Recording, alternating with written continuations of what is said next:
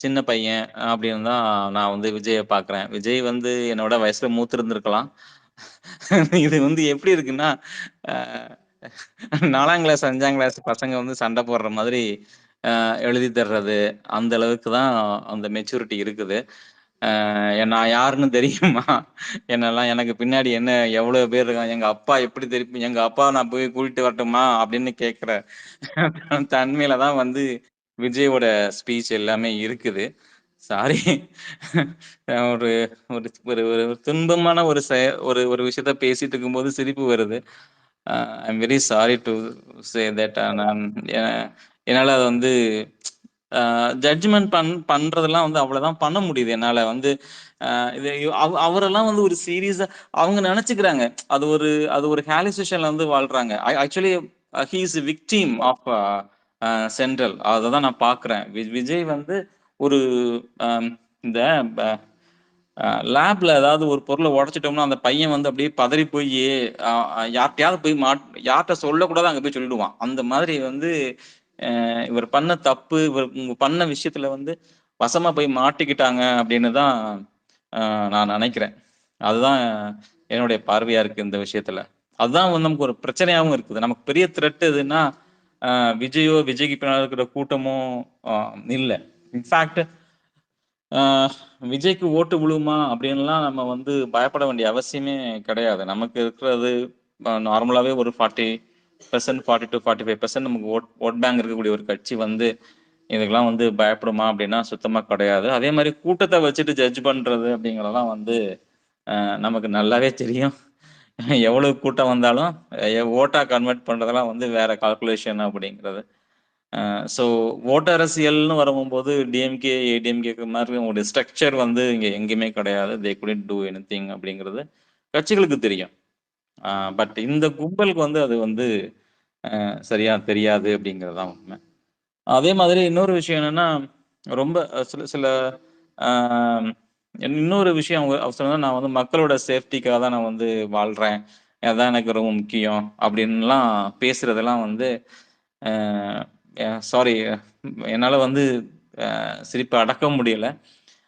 அ ஒரு நம்ம வந்து வீட்ல ஒரு கல்யாணமோ, அல்லது ஒரு காது குத்தோ, சரி அத கூட விட்டுருங்க. நம்ம டூருக்கு போனா கூட நம்ம வந்து எப்படி பிளான் பண்ணுவோம்னு நமக்கு தெரியும். எங்க போறோம்? எங்க வரோம்? எத்தன மணிக்கு ட்ரெயினு? எந்த இடத்துக்கு போகணும்? அல்லது என்ன வண்டி? என்ன நம்ம ஒரு ஊருக்கு போறோம்னா எவ்வளவு பிளான் பண்ணுவோம். இந்த பிளான் கூட அ இல்லையா? அப்படிங்கிறது தான் நமக்கு கேள்விக்குறியா இருக்குது. இது கூட பிளான் பண்ண தெரியாதவங்க, நான் வந்து அரசியல் கட்சியில இருக்கிறேன் அப்படிங்கிறது. அடுத்தது வந்து இந்த பழி போடுறது. அடுத்தவங்க மேல பழிய போடுறது. இது வந்து ரொம்ப, ரொம்ப, ரொம்ப, ரொம்ப, ரொம்ப சின்ன பிள்ளைத்தனமா இருக்குது. அதாவது முதல்லயாவது முதல்ல பேசும்போது ஒரு 4ஆம் கிளாஸ், 5ஆம் கிளாஸ் பசங்கள தான் நான் கம்பேர் பண்ண முடியும். இது வந்து எப்படின்னா, அதுக்கும் கீழ 1ஆம் கிளாஸ், 2ஆம் கிளாஸ் பிள்ளைங்க வந்து உடைச்சிருச்சுன்னா, ஏதாவது பொம்மைகளோ ஏதாவது உடைச்சிருச்சுன்னா, அப்படியே பத்திரமா அத வந்து ஒதுக்கி வச்சுட்டு, ஒண்ணும் தெரியாத மாரி ஒதுங்கி போகும் இல்லையா? அந்த மாதிரி தான் அ நான் வந்து விஜய பார்க்குறேன். ஒரு சம்பவம் நடந்த உடனே யார் மேலயாவது அந்த இத தூக்கி பழிய தூக்கி வெளிய போடுறது, அ அப்படிங்கிறது. யார்ட்டயாவது "என்னம்மா நீ ஏன் உடைச்சுப்புட்ட?" அப்படின்னு கேட்கிற மாதிரி தான் நிலவரம் இருக்குது. So they don't know what is governance, what is politics. அ பாலிடிக்ஸ்ன்னு தெரியறதுங்கிறத விட நான் வந்து சகிச்சுக்கிடுவேன். ஏன்னா கவர்னன்ஸ்னா என்ன அப்படிங்கிறது தெரியல அப்படிங்கிறது தான் எனக்கு ரொம்ப வருத்தமா இருக்குது.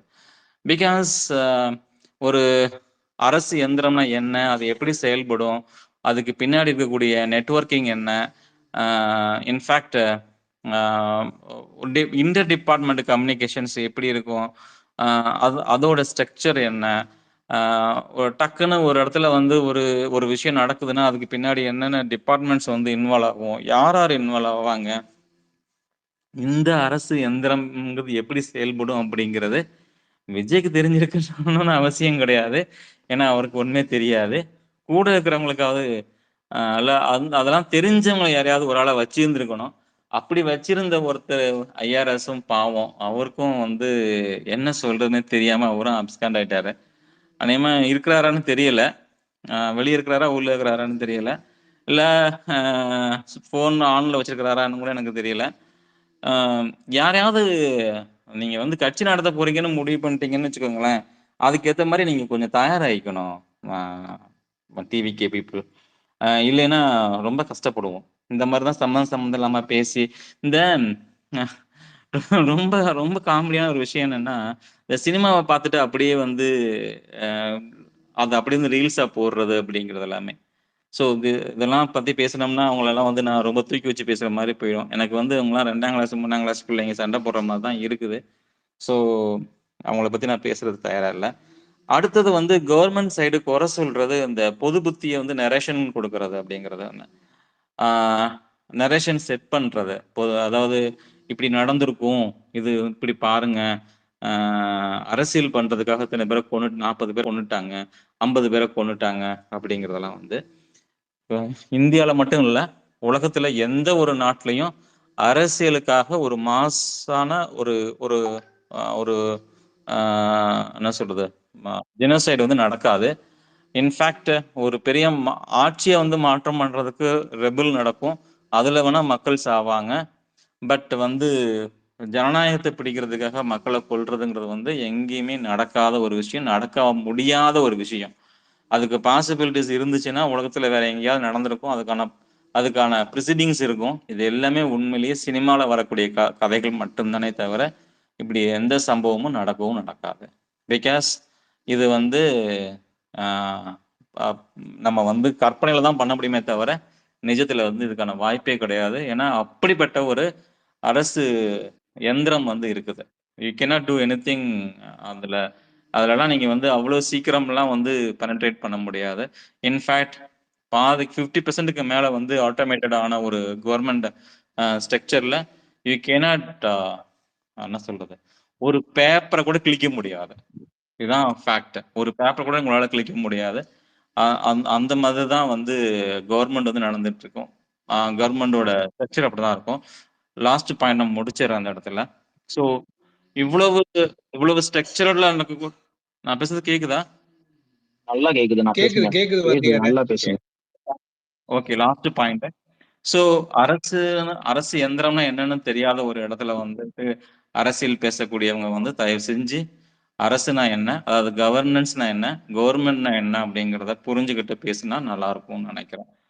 ஸோ என்னுடைய பார்வையை சொல்லிட்டேன். மேபி டிஃபர் ஆகலாம். But this is my point of view. அவங்கள பற்றிலாம் நான் யோசிக்கிறதுக்கு டைமே கிடையாது. Because we have lot of works to do அப்படிங்கிறத முடிச்சுட்டு தேங்க்யூ வெரி மச். நன்றி நன்றி வாத்தியாரே. ஆஃப்டர் லாங் டைம் பெரிய லெக்சரரு. லெக்சரர் கொடுத்தும் அந்த மனிதர்களுக்கும் மிருகங்களுக்கும் புரியாது கொஞ்சம் கஷ்டம்தான். பப்பி பாய் கொஞ்சம் வெயிட் பண்ணடா. நம்ம சக்கரை ரொம்ப நேரமா வெயிட் பண்ணிட்டு இருக்காரு. அப்புறம் யூ ஆர் பிலவ்ட் ஃப்ரெண்ட் தமிழ் புலவன் ஆல்சோ வெயிட்டிங். ஸோ இல்ல கொஞ்சம் let டைம் him கொடு. wait until like எல்லாரும் பேசி முடிச்சதுக்கு அப்புறம் தமிழ் புலவன் பேசட்டும். மணி ஆட்டிட்டு தானே இருப்பாரு, பிரச்சனை இல்ல. Let him நன்றி do ding நன்றி. dong. தேங்க்யூ. சக்கரை பேசினது ஒன்றாக வந்து வெயிட்டிங். ஒன்றாகவா சக்கரையா? Any one available? ஒன்றாக. ஓகே, நன்றி. ஒன்றாக ப்ளீஸ். வணக்கம் தோழர். பல போராட்டங்களுக்கு பிறகு நான் மேல வந்திருக்கேன். பேசுறதுக்கு வாய்ப்பளித்தமைக்கு நன்றி. ஓகே, நன்றி நன்றி. எனக்கு வந்து இந்த இது விஷயத்துல மாதிரி விட்டு கொடுத்து பழகிறது தான் நம்ம இடத்துல இருக்கிறது. விட்டு கொடுத்து பழகணும். நீங்க பேசுங்க. ஆனா இன்டரப்ட் பண்ணாதீங்க ப்ளீஸ். நான் ரொம்ப நேரம் கஷ்டப்பட்டு மேல வந்து. ஓகே, அதே வேணா இப்ப இப்போ நான் இதுல வந்து 2 முக்கியமான விஷயத்த நான் ஷேர் பண்ணணும்னு நினைக்கிறேன். ஒண்ணு வந்து இன்னைக்கு நடந்த இன்னைக்கு வெளிவந்த இந்த வீடியோ. அண்ட் 2வது விஷயம் என்னன்னு சொன்னாக்கா, இவ்வளவு நாளா தாவேக்காவை சார்ந்த நபர்கள் பண்ணிக்கிட்டு இருந்த இந்த கான்ஸ்பிரசி இருக்கு இல்லைங்களா? இந்த கான்ஸ்பிரசில வந்து எனக்கு ஒரு புதுசா ஒரு ஒரு விஷயம் தெரிய வந்தது. ஸோ நான் அதையும் இங்க ஷேர் பண்ணிட்டு போகணும் அப்படின்றதுக்காக வந்தேன். ஃபர்ஸ்ட், இந்த வீடியோ இன்னைக்கு அண்ணன் பேசி வெளியிட்டதுல நீங்க ரொம்ப தெளிவா எல்லாருமே அதை பத்தி பேசியிருக்கீங்க. ஆனா எனக்கு அது வந்து புரிஞ்சது, அண்ணன் இன்னைக்கு வந்து மக்கள் கிட்ட வந்து அவருடைய வருத்தங்களையோ இல்லைன்னா வந்து இந்த விஷயத்துல இருந்த துக்கத்தையோ வந்து ஷேர் பண்ணிக்கிறதுக்காக வரல. ஃபர்ஸ்ட் பிளேஸ் அவர் எதுக்காக வந்திருக்காரு அப்படின்னா, அவருடைய ஆதரவாளர்களும் அவருடைய அந்த ப்ரமோஷன் டீமும் இணைந்து இங்க பரப்பக்கூடிய இந்த ஃபேக் ப்ரொபகண்டாவை வந்து நிப்பாட்டக்கூடாது எக்காரணத்தை கொண்டும் உங்களை வந்து காவல்துறை உங்கள் மீது நடவடிக்கை எடுக்கும் என்று பயந்து கொண்டு இந்த ப்ரொபகண்டாவை நிப்பாட்டிடாதீங்க. நீங்க தொடர்ந்து பண்ணுங்க. நான் உங்களுக்கு கண்டிப்பா உறுதுணையா இருப்பேன். பாருங்க 41 பேர் செத்ததுக்கு கூட என்னால வந்து இம்மீடியட்டா வீடியோ எல்லாம் போட முடியாது. ஆனா ஒரு 25 பேரை அரெஸ்ட் பண்ணிட்டாங்க அப்படின்ன உடனே என்னால அமைதியா உட்கார முடியாது. நான் போட்டே ஆகணும். ஏன்னா நான் வாய் மூடி அமைதியா இருக்கிறப்போ எனக்காக கூவுன்னு கூவுன உங்களை நான் எக்காலத்தையும் விட்டு கொடுக்க மாட்டேன் அப்படின்றத நிரூபிக்கிறதுக்காக மட்டுமே தான் இன்று அண்ணன் வந்து அந்த காணொலியை வெளியிட்டிருக்காரு. சரிங்களா? சோ இன்னைக்கு வந்த வீடியோல இருந்து நீங்க எல்லாரும் புரிஞ்சுக்க வேண்டிய விஷயம் இதுதான். இதை தாண்டி அதுல வேற ஒண்ணும் இல்லை. அண்ட் ரெண்டாவது, இப்போ இந்த ஸ்டாம்பேட் பத்தி எல்லாரும் இவ்வளவு தெளிவா பேசி ஆராய்ஞ்சிட்டீங்க. ஆனா இதுல எனக்கு இருக்கக்கூடிய 2 சந்தேகம், ஒரு கான்ஸ்பிரசி அவுட் ஆஃப் தட். அதை நான் இப்ப சொல்லிடுறேன். நம்பர் 1 என்னன்னா, இதுல காவல்துறையோடைய இது இருக்குது. அதுக்கப்புறம் வந்து அங்க இருந்த திமுக நபர்களுடைய தலையீடு இருக்குது. அடையாளம் தெரியாத சமூக விரோதிகளுடைய தலையீடு இருக்குது அப்படின்னு இவ்வளவு சொன்னாங்க. ஆனா இந்த மீட்டிங் ஆர்கனைஸ் பண்ண தாவேகா ஆர்கனைசிங் கமிட்டின்னு ஒண்ணு இருந்துச்சு. அந்த கமிட்டிய டே 1ல இருந்து இந்த செகண்ட் வரைக்கும் ஏன் எடுத்து யாருமே பேசல? அப்படி ஒரு விஷயம் இருக்குதுன்றத கூட ஏன் யாரும் வெளியே சொல்லல? சரிங்களா? அந்த ஆர்கனைசிங் கமிட்டி தான் போய் போலீஸ் கிட்ட அப்ரூவல் வாங்கியிருக்கணும். அவங்க தான் அங்க இருக்க கலெக்டரை மீட் பண்ணி அவர்கிட்ட பெர்மிஷன் வாங்கியிருக்கணும். இது எல்லாத்துலயும் ஒன் ஆஃப் த பார்ட் தான் இங்க கவர்மெண்ட் சைட்ல இருந்து வரக்கூடிய இந்த ப்ரொடெக்ஷனும் இந்த எமர்ஜென்சி சர்வீஸும் ஒரே ஒரு பார்ட் தான். ஆனா இத ஒட்டு மொத்தமா அங்க கொண்டு போய் லைட் நட்டதுல இருந்து, கொடி நட்டதுல இருந்து, ஜென்செட் வச்சதுல இருந்து எல்லாத்தையும் பண்ணது ஆர்கனைசிங் கமிட்டி. அந்த ஆர்கனைசிங் கமிட்டி இது குறித்து இந்த நாள் வரைக்கும் ஏன் வாய் திறக்கல? ஆளானப்பட்ட விஜய ஷேவெல்லாம் பண்ணிட்டு அழகா உட்காந்து வீடியோ போட்டாப்புல அந்த கமிட்டி மெம்பர்ஸ் எங்க போனாங்க? இருக்காங்களா, செத்துட்டாங்களா? 41 பேர்ல அவங்களும் அடக்கமா அப்படின்ற ஒரு கேள்வி. ஓகே. ரெண்டாவது விஷயம் என்னன்னா, அகைன் நம்ம இந்த பெர்மிஷன் வாங்கின இடத்துக்கே நான் வந்துடுறேன். புசி ஆனந்த் அவர்கள் இதுக்கு முன்னாடி பேசின எல்லா இடத்துலயும் ஒரு விஷயத்த ரொம்ப தெள்ளந்தெளிவா பேசியிருக்காரு. விஜய் அவர்களை கூப்பிட்டு போறது மட்டும்தான் எங்களுடைய பெரிய டாஸ்க். ஏன்னா அவரு ரோட்ல இறங்கினாலே பிளிபிளின்னு கூட்டம் வந்துரும் அப்படின்னு தெரிஞ்சு வேண்டுமென்றே வெறும் 10,000 பேர் மட்டும்தான் இந்த இடத்துல கூடுவாங்கன்னு ஒரு தப்பான நம்பர்ஸ கொடுத்து இருக்கக்கூடிய காவல்துறையினரை ஏமாத்தியதற்கு பின்னாடி இருக்கக்கூடிய காரணம் என்ன? ஏன்னா மத்தவங்க எல்லார விட புசி ஆனந்துக்கு ரொம்ப நல்லாவே தெரியும் அண்ணன் கூடினாரு அப்படின்னா 2 லட்சம் பேர் குறைஞ்சபட்சம் வருவாங்க அப்படின்னு. அப்போ 2 லட்சம் பேர் வர இடத்துல வெறும் 10,000 பேர்னு நம்பர்ஸ் அவர் குறைச்சு கொடுத்ததுக்கான காரணம் வேண்டுமென்றே இந்த ஸ்டாம்பைட் இல்ல உள்ளுக்கு ஒரு 1000 பேர் கத்தி கபடாவோட இறங்குறதுக்கு முன்கூட்டியே ஆதவ அர்ஜுனும் புசி ஆனந்த் அவர்களும் இணைந்து ஒரு பிளானை போட்டு வச்சிருந்தாங்களா? ஏன்னா 10,000 பேர்னு சொன்னா போலீஸ் கம்மியா வருவாங்க. போலீஸ் கம்மியா வரப்போ நம்ம ஈஸியா நினைச்சதை எக்ஸிக்யூட் பண்ணிடலான்ற முடிவுல இது அவங்க செஞ்சிருக்காங்களா அப்படின்ற கேள்வி எனக்கு இருக்குதுங்க. ஓகேங்களா? இது ஒண்ணு. அண்ட் ஃபைனலி என்ன மேட்டர்னா, மிஸ்டர் ஆதவ் அர்ஜுன், இங்க பல கான்ஸ்பிரசி பேசப்பட்டது. ஆனா இது கான்ஸ்பிரசி கிடையாது. ஆதவ் அர்ஜுன் அவர்கள் வாயிலிருந்து வந்த ஒரு விஷயம். 2021 தேர்தலுக்கு நான் தான் திமுக ஜெயிப்பதற்கு பெரிய வேலை செய்தேன் அப்படின்னு ஆதவ் அர்ஜுன் அவர்களே கிளைம் பண்ணிக்கிட்ட ஒரு விஷயம். அப்படி இருக்கக்கூடிய அவ்வளவு இன்ஃபுளுயன்ஸ்டு பர்சனான ஆதவ் அர்ஜுன், அவ்வளவு மாஸ்டர் மைண்டான ஆதவ் அர்ஜுன் கரூரில் இருக்கக்கூடிய சமூக விரோதிகளை பயன்படுத்தி இதை எக்ஸிக்யூட் பண்ணியிருக்காரா? ஏன்னா அவர் திமுகவுக்கு வேலை செஞ்சிருக்காரு, விசிகாக்கு வேலை செஞ்சிருக்காரு, அதுக்கப்புறம் வந்து மே 17 இயக்கத்துல இருந்திருக்காரு. இந்த மாதிரி பல இடத்துல அவர்களுடைய கை இருந்திருக்கு. அப்படி இருக்கும்பொழுது எல்லா இடங்கள்லயும் அவருக்கான ஆதரவாளர்கள், அவருக்கான வேலையாட்கள் எல்லா இடங்கள்லயும் இருப்பாங்க. அப்படி இருக்க அவ்வளவு இன்ஃபுளுயன்ஸ்டான ஒரு பர்சன், அவ்வளவு மாஸ்டர் மைண்டான ஆதவ் அர்ஜுன் இதை வேண்டுமென்றே எக்ஸிக்யூட் பண்ணியிருக்காரா? ஏன்னா அவருதான் 21ல திமுகவை ஜெயிக்க வச்சார். இது அவரு வாயால வந்த ஸ்டேட்மெண்ட்.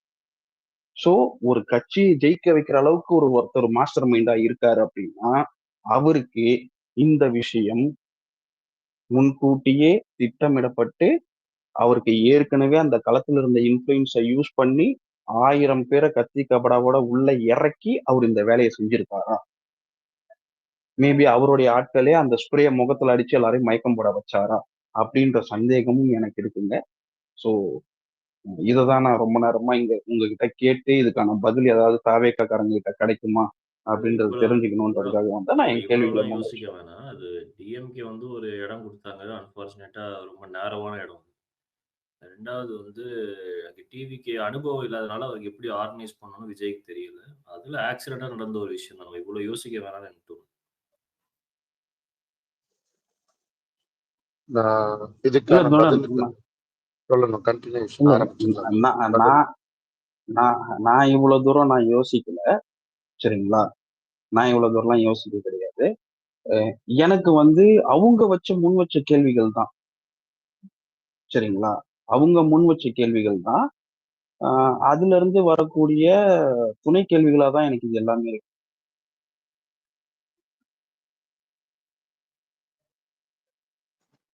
ஒன்றும் இல்ல, அது வந்து ஆபரேஷன் லோட்டஸோட செகண்ட் வெர்ஷன் ஆஃப் கமாண்டிங் செயின்ல போயிட்டு இருக்கு. Will discuss it in other space. இன்னொரு ஸ்பேஸ் எடுத்து பேசுவோம். பப்பி குட்டி இல்ல சக்கரண்ணம் பேசட்டும், அதுக்கப்புறம் நான் பேசுறேன். இல்லம்மா, இல்ல இன்னைக்கு முடிச்சிடு. நான் வெயிட் பண்றேன். நான் ரொம்ப வெயிட் பண்றேன். ஓகே, நான் அப்போ இப்ராஹிம் முடிச்சிருங்க. யார் பேசுறாங்க? நான் பேசவானா? பப்பி பேசுங்க. நான் இல்ல சும்மா பேசுங்க. பப்பி பேசுங்க, சக்கரை பேசுங்க. Okay.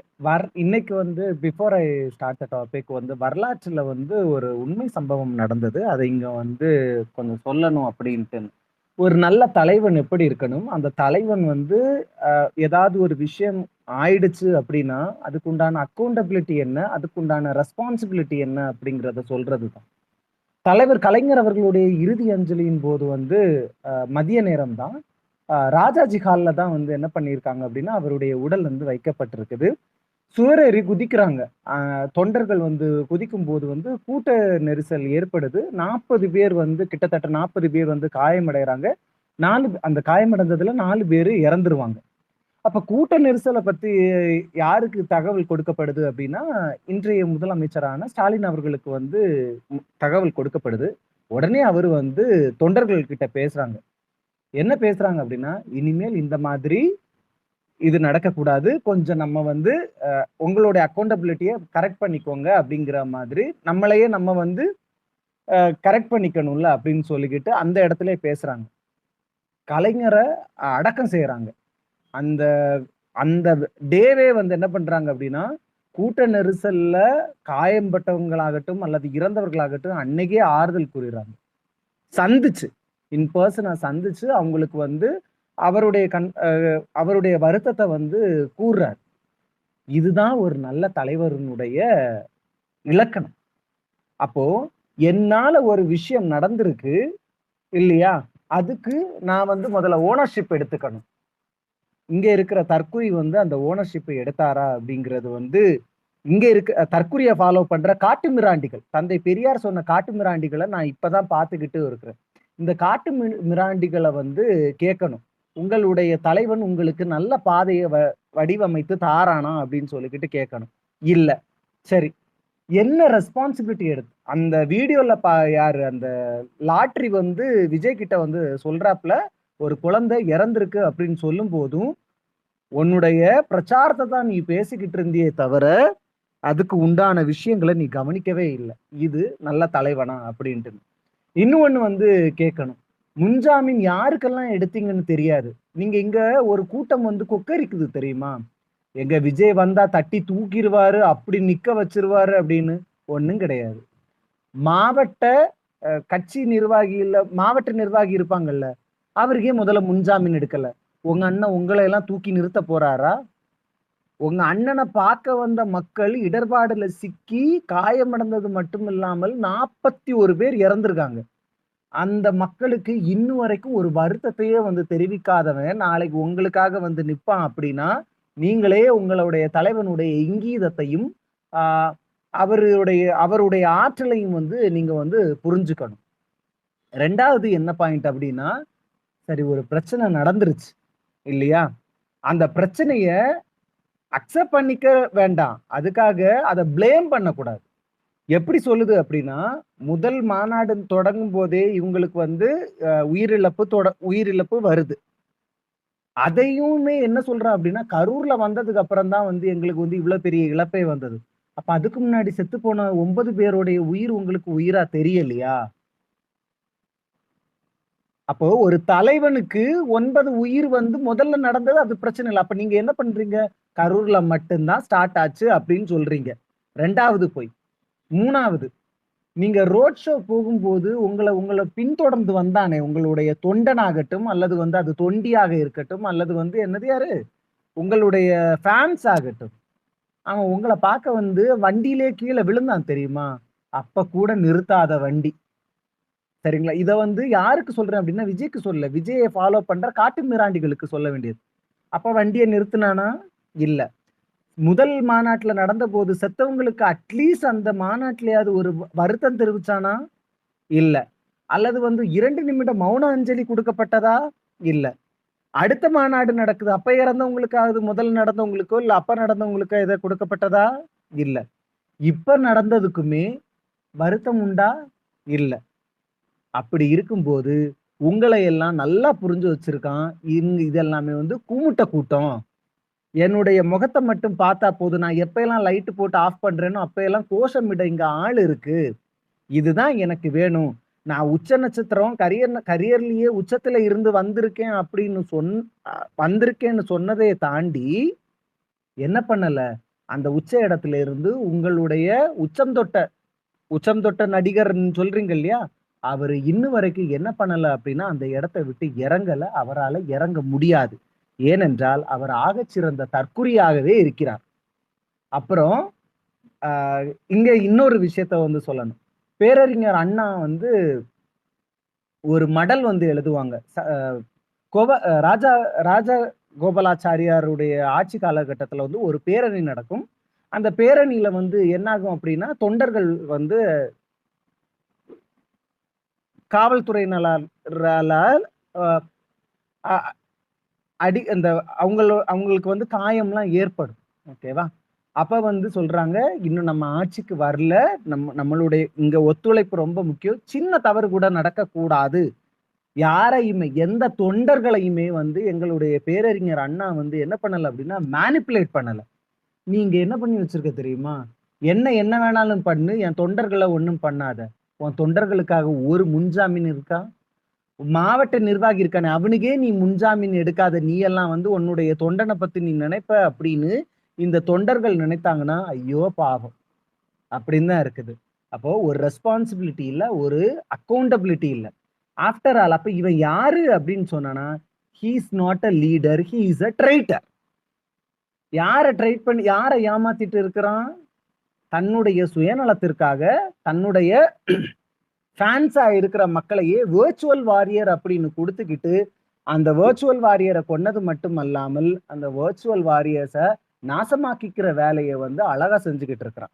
Last but not least என்ன அப்படின்னா, இந்த தற்குறிய இதோட நிறுத்த வச்சிடணும். ஏன் அப்படின்னா இது மிகப்பெரிய வந்து பிரச்சனையாக்கி விட்டுரும். இவனால வந்து தமிழ்நாட்டுல வந்து சட்ட ஒழுங்கு ரொம்ப வந்து நாசமாகிடும். ஏன்னா வந்து வன்முறையை மட்டும்தான் இவனுங்க கையில எடுக்கிறானுங்க.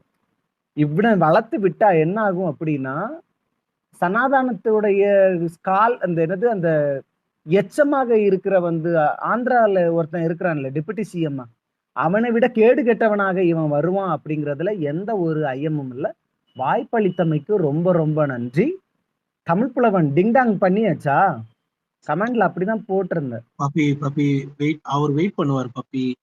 he is a very calm person, so he will wait at last. சக்கரபாய் ஒரே நிமிஷம். நன்றி அண்ணா. சக்கரபாய் ஒரே நிமிஷம்.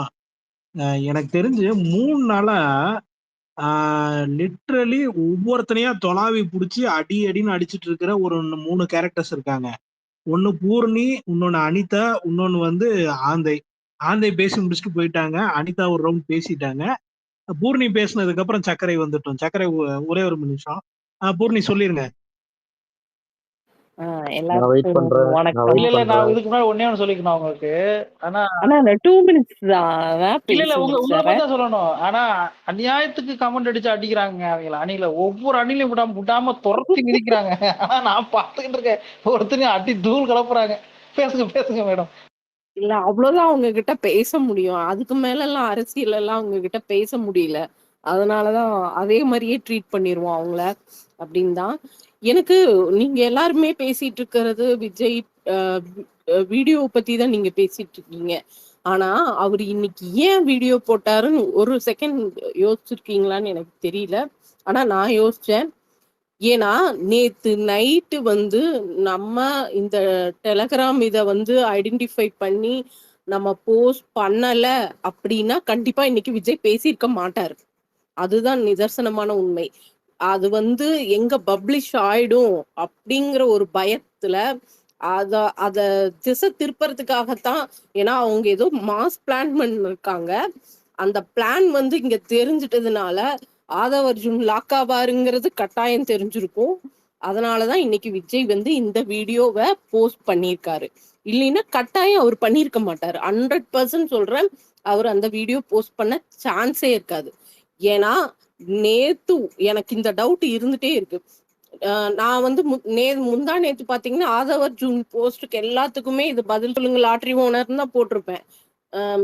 ஏன்னா எனக்கு அவர் மேல கொஞ்சம் நிறையவே நேத்தெல்லாம் டவுட் நிறைய இருந்ததுன்னா, நேத்து என்னோட போஸ்ட்ல நீங்க பாத்தீங்கன்னாலும் சரி, ஆதவ் அர்ஜுனோட போஸ்டுக்கு டேக் பண்ணி நிறைய கேள்விகள் கேட்டிருப்பேன். அதுக்கடுத்து பாத்தீங்க அப்படின்னா அந்த இன்சிடென்ட் நேத்து நைட்டு வந்து எனக்கு மாமி அவங்க விஜய்க்கு வந்து வாண்டடா சப்போர்ட் பண்ணும் பொழுது ஒரு கிளிக் ஆச்சு. அதுக்கப்புறமா பாத்தீங்கன்னா எனக்கு வந்து நான் அதுக்கப்புறம் தூங்கிட்டேன், எனக்கு தெரியல. ஆனா நைட்டு நம்ம போஸ்டர்ஸ் எல்லாம் வந்திருக்கு. நான் மார்னிங் எந்திரிச்சு பார்த்தோன்னேயுமே எனக்கு ஒரு ஷாக்கிங். ஆனா நான் வந்து 100% எக்ஸ்பெக்ட் பண்ணேன் இன்னைக்கு விஜய் வந்து கட்டாயம் வீடியோ போடுவாருன்னு நினைச்சேன். அதே மாதிரி வீடியோ போட்டிருக்காரு. இவங்க இது ஏதோ ஒரு மிகப்பெரிய பிளான் இருக்கு அவங்களுக்குள்ள. அத வந்து எக்ஸ்போஸ் ஆயிட்டாங்க, பாதி எக்ஸ்போஸ் ஆயிட்டாங்க. இன்னுமே கட்டாயம் எக்ஸ்போஸ் ஆவாங்க. இன்னும் 3 நாள்ல கட்டாயம் எக்ஸ்போஸ் ஆவாங்க. இந்த எக்ஸ்போஸ் வந்து கட்டாயம் வந்து வரும். இன்னைக்கு வந்து விஜய் வீடியோ அவரு இந்த மாதிரிதான் வீடியோ போடுவாரு. ஏன்னா அவருக்கு கொடுக்கப்பட்ட இது என்னவோ அததான் இவர் பண்ணுவாருங்கிறது டேம் ஷூர் தட். இல்ல 4ஆம் தேதி உயிர் தெழுந்திருக்காரு. அது வரைக்கும் அது கொஞ்சம் அதுதான் கர்த்தருங்கிறாங்க. எனக்கு பப்பி கர்த்தருங்கிறாங்க. எங்க அம்மா கண்டபடி கெட்ட வார்த்தையிலே திட்டிட்டு இருந்தாங்க. அந்த மாதிரி காமெடி பண்றாங்க, பண்ணட்டும். பட் வந்து இவங்க ஏதோ பிளான், பெரிய பிளான் பண்ணியிருக்காங்க. அந்த பிளானோட எக்ஸிகியூஷன் நம்ம பசங்க அடிச்சதுனால கட்டாயம் பயந்து போய் தான் ஆதவ் அர்ஜுன்ல கட்டாயம் லாக் ஆவாரு. எல்லாமே நம்ம போலீஸ டேக் பண்ண ஆரம்பிச்சிட்டோம். அது கொஞ்சம் அவங்களுக்கு அந்த பயம் கொஞ்சம் வந்தோடனே இது வந்து இந்த டெலிகிராம் விஷயம் வந்து இன்னைக்கு நம்ம சோசியல் மீடியாவுக்கு கொண்டு வரல அப்படின்னா இன்னைக்கு கட்டாயம் விஜய் பேசியிருக்க மாட்டாரு. அந்த டெலிகிராம் இஷ்யூ வந்து பிராக்டிக்கலா நடந்து பெரிய மாஸ் ஆனதுக்கு அப்புறம் விஜய் வந்து இறை தூதர் மாதிரி வந்து நின்னு அவரு தன்னை தானே ப்ரூவ் பண்ணியிருப்பாரு.